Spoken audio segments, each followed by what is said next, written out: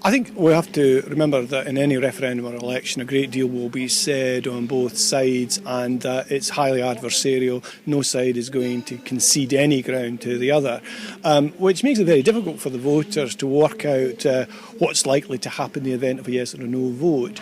And for sure what will happen on the other side, say there is a yes vote, is that there would be discussions and negotiations, and kind of positions that have been adopted by both sides will change. They have to change, because we then move from campaigning into kind of governing mindsets. Governing requires compromise and discussion. Having said that, I think there will be strong pressure on both sides to reach agreement pretty quickly, because the markets will want things sorted out. They don't like instability, and that may be signalled by a yes vote. So I think there will be a pressure from both sides to reach agreement, and so we'll move into a very different type of politics, one hopes, and I'm pretty sure in the event of the referendum resulting in whatever, yes or no. Clearly, the Scottish Government has laid out its case, its starting point for negotiations in the White Paper. It's difficult to know what the UK would concede. I think on a lot of issues, such as EU membership, the currency, there will be pressure for UK Government to concede, because it will be in their interests, frankly, to concede. There's a lot of talk, a lot of silly talk in Scotland about, UK Government, what if they don't like Scotland, and so on and so forth. Ultimately, interests will kick in, and there'll be a need to reach agreement across all these difficult issues just now, and it will be found. One thing UK governments have consistently been is pretty pragmatic. They will accept, they've said, the Prime Minister said he would accept the result of the referendum, but that doesn't mean to say is to accept everything in the White Paper. Well, I think the biggest challenge in public policy, regardless of the outcome of the referendum, is how we cope delivering high levels of public services with far less money, because whatever happens, cuts are coming. There's a kind of silliness to the debate, the adversarial debate just now.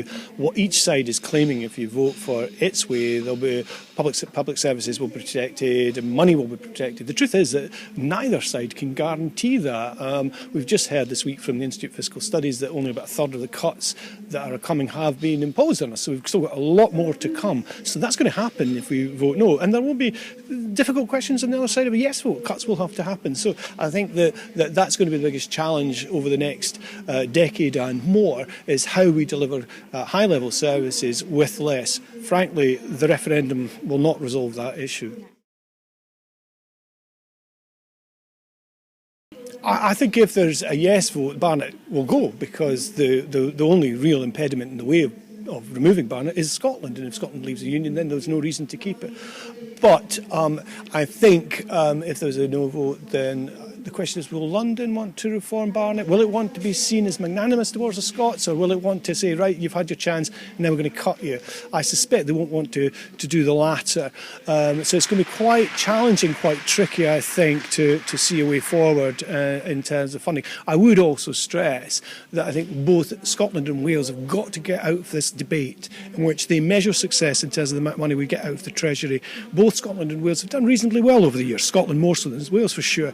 But look at our economic growth rates, look at our appalling health rates. The money alone isn't enough, and we should start focusing on outcomes, how we can create better societies. That's the key challenge, I think, for Scots and Welsh. I think federalism is very unlikely, at least any kind of mechanical federalism. Whether we are evolving into a federation in the UK, maybe we are. But I think each component will be treated differently. They have historically, and actually I think that's one of the strengths of the Union. I think the fact that the UK is a state of distinct unions. The downside of that is that it does make for a kind of messy constitutional structure. But I think it's a constitutional convention is conceivable. There is support for it in some quarters. Senior people in the Labour Party support it. There's obviously a voice in Wales in favour of it. I would imagine a Scottish Government would support it too if there was a no vote. The question then becomes, how do you constitute the convention, ensure that it's an all-embracing body and it's not just the usual suspects in the political parties, that we've got lots of interests, and what will be its remit and what will be its outcome.